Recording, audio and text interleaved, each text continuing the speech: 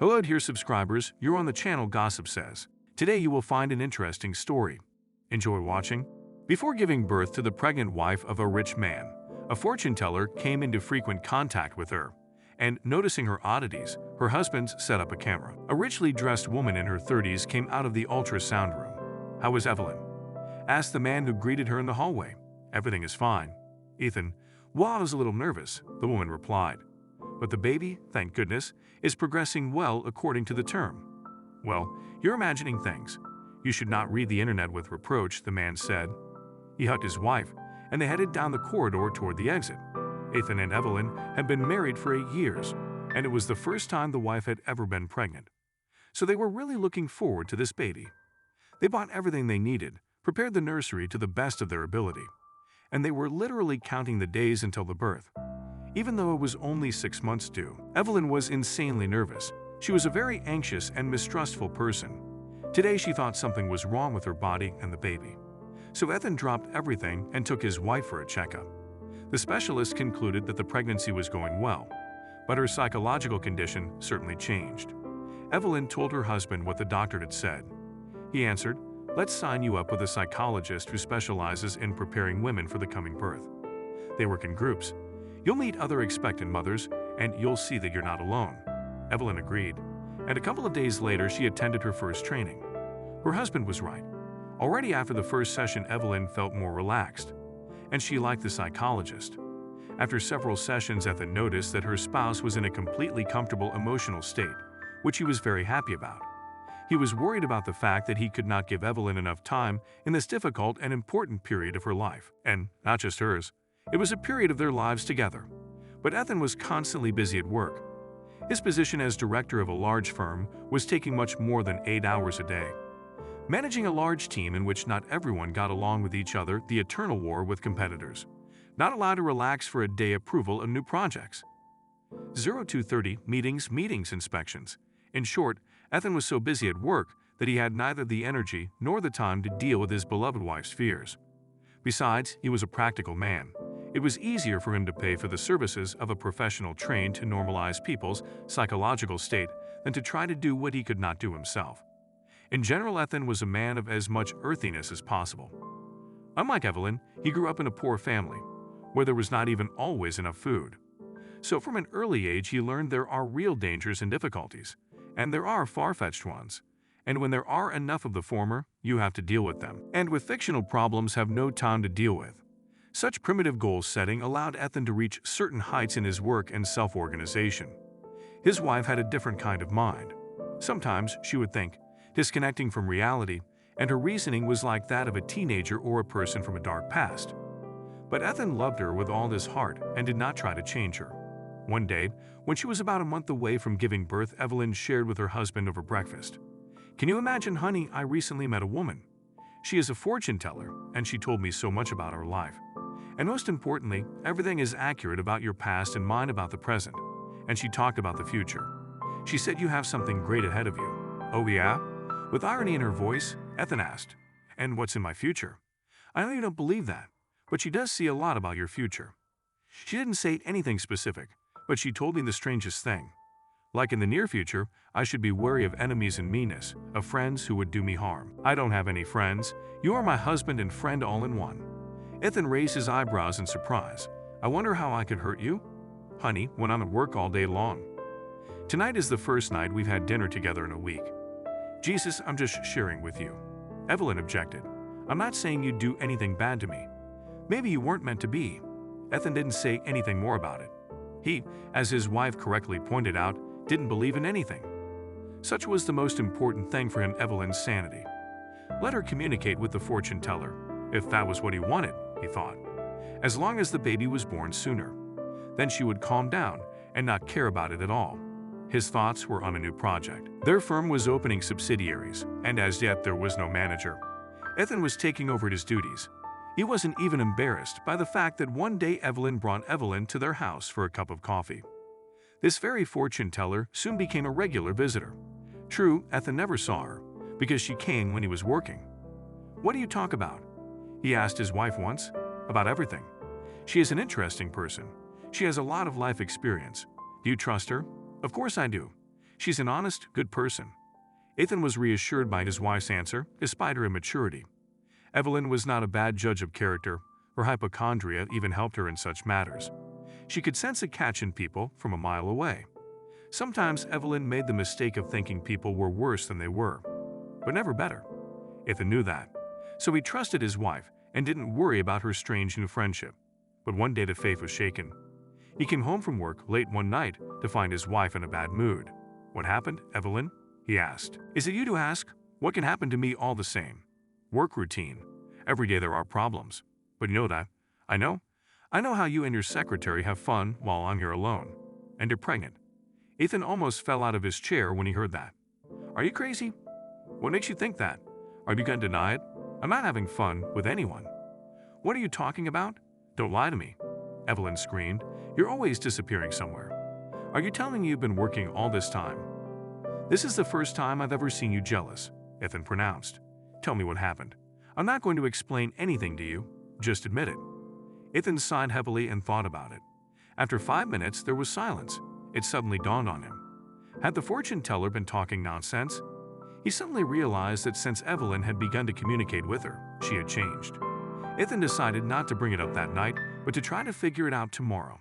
The next morning, as they were having coffee, he asked his wife, "Dear, could you introduce me to your new pal?" "Why, all of a sudden?" Evelyn was surprised. "I just want to know who you talk to." A husband has a right to know his wife's friend. "Do you see her that often? Have you become close, I take it?" "No." Cut Evelyn off. "I don't see the point in your getting to know each other. And anyway, why do you pry into women's friendships? You should take care of your subordinates. Or who do you spend every night with?" Ethan was silent. And after a minute, he got up from the table and kissed his wife. He said dryly, "The coffee was great. Thank you. I'll see you tonight, on the way to work." He pondered a lot about what he should do. There was something wrong with the friendship between his wife and this fortune teller. As Ethan drove up to the office building, he got the idea to put a hidden webcam in the apartment. The next day, Ethan gave up everything he had to do and offered his wife a shopping trip. Ethan himself gave the keys to the apartment to a specialist installing equipment for hidden surveillance. 2 days later, the fortune teller came to visit Evelyn. What Ethan saw through the camera caused him to be wildly amazed. His wife was sitting on the couch with her eyes open, and her acquaintance was moving some kind of pendulum on a string in front of her face. Evelyn remained silent and motionless as if mesmerized, and the fortune teller whispered something to her. What the hell was that? Thought Ethan. This is hypnosis. Some kind of trance. What was she suggesting to her, and why was she shocked? He began to think what he should do next. He did not want to talk to his wife just yet. Ethan decided the best solution was to go out on the balcony and talk to her directly and frankly. Learning by chance that the enchantress was due tomorrow, he made a full day off the next day to track her down when she drove home. He asked a comrade for a car to follow her, drove it to his house in the morning, and parked it. He began to wait. At about 11 o'clock, a woman in her 50s and 55s, who looked very similar to what he had seen on the webcam, appeared from a cab that pulled up and walked into the front room. An hour and a half passed. All the while, Ethan watched what the fortune teller was doing to his wife. She also put her in a trance, saying something softly. And then they just sat in the kitchen and talked about little things. When the woman went outside, a cab pulled up behind her again.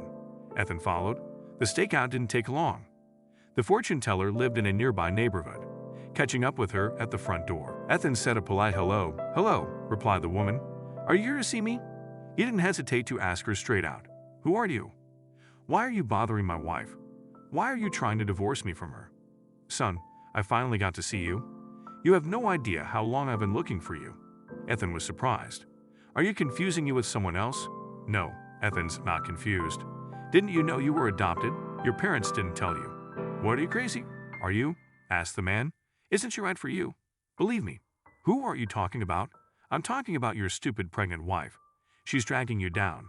Don't you see? I'll introduce you to another woman. With her, your business is going to get better." Ethan thought the fortune teller was mentally ill and turned to leave. But the woman grabbed his arm. "I'm telling you the truth. Ask your parents. I was very young then. My father drank himself to death, and my mother drank a lot, and then she got very sick. They didn't have time for me. I had to take care of myself. I didn't have enough money, so I stole. I met some gypsies. They took me in. The women taught me hypnosis and divination. And then on your father, he came to the construction site in our town to work. We were in love. And when I got pregnant, he got scared and left me, went home. What could I do? No money, no place of my own. I gave him to an orphanage. Life was hard, son. I survived as best I could. But I've never been to prison, thank God. The skills I learned from the gypsies came in handy when I started fortune-telling for money, which is how I earned my bread for most of my life. A year ago, I went to find you. I started asking around the orphanage. They burned down the archives there a few years ago, so I couldn't find you right away. Later, kind people helped me. I was afraid to meet you right away. At first, I contacted your wife and decided to gain her trust. I didn't like her right away, so I wanted to separate you. That's it, son. Ethan listened without interrupting. He was shocked by all this information.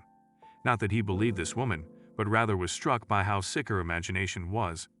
How could she make this stuff up? He thought. Are you finished? It is all interesting, of course, but I must be going. Excuse me, he said, and walked away from her. Wait a minute, son. There was a noise coming from behind him. Where are you going? He walked to his car, got in, and drove away. All evening, he thought about what the crazy woman had told him. What if she's not lying? He thought. No, it can't be. Why would she make all this up? Was she really mentally ill? With these thoughts, he went to sleep without saying anything to his wife. In the morning, Ethan woke up with the same thoughts. He could not shake them off and decided to go to his parents when he saw that they were at home. He rushed off. His mother greeted him happily. Has father gone away, or what? He asked. No, he is sharpening knives on the balcony, answered mother. Come in, son, you'll have tea with pleasure. Soon his father came into the kitchen and they sat down at the table. Ethan could not stand it and asked directly, Mom, Dad, tell me, are you my real parents or am I adopted? The older people opened their eyes wide and looked at each other. Who told you? Father asked quietly. Ethan felt sick to his stomach. He took a few sips of hot tea, trying to recover. We hope you would never find out, Mom said. Ethan told them about his meeting and his conversation with the fortune teller. Yes, it's all nonsense, Father objected. This woman is deceiving you, said Mother. Your real parents, our friends, died in a car accident when you were 1 year old. We decided to take you in right away because we didn't have any children of our own. But the paperwork took over a month, which you spent in an orphanage. Then we took you in, Dad added. Ethan felt his head spinning with so much shocking information. He finished his tea, thanked his parents, and left. Immediately thereafter, he headed to the very same orphanage to find out the truth. At first, he was told he had to make a request and wait 2 weeks. But he paid a large sum of money, and the man went to the archives. Ethan. It seemed like an eternity while the employee came out with the documents. They confirmed what his adoptive parents had said. His real mother and father were dead, and the fortune teller was given other information by mistake. That made him happy, because he didn't want, first of all, to be abandoned as a baby, and secondly, to have this fortune teller as his biological mother. He rushed to her to tell her the truth. The woman was genuinely surprised and even cried when Ethan told her everything. He gave all the details of her real son, who fortunately was alive. Forgive me, Ethan, she repeated. I almost ruined your life. Let's go to your wife. I'll confess everything myself. There's no need to tell her everything, Ethan objected. She might go into labor prematurely because of the stress. Just tell her the truth, that I am faithful to her. I'll do the rest later. That was their agreement. Ethan forgave the woman and invited her to have dinner with them. That same evening, the couple were safely reconciled. The fortune teller spent the evening telling them about her difficult life. Ethan felt sorry for the woman, and the next morning he decided to take her to his son. There, they saw a sad scene. The woman's son turned out to be an invalid confined to a wheelchair. The cause was a spinal injury sustained at a construction site where the son used to work. But he could have been cured by surgery, which required a lot of money. Ethan didn't hesitate for a moment to offer to help. You're almost like a brother to me, he said, or a fellow countryman after all. We had been growing up in the same orphanage for over a month. Everybody laughed at this joke. The woman was happy to have finally found her own son and apologized to Ethan and Evelyn for nearly divorcing them for a long time. And a month later, the couple had a baby girl who they decided to name Clara after Ethan's biological mother.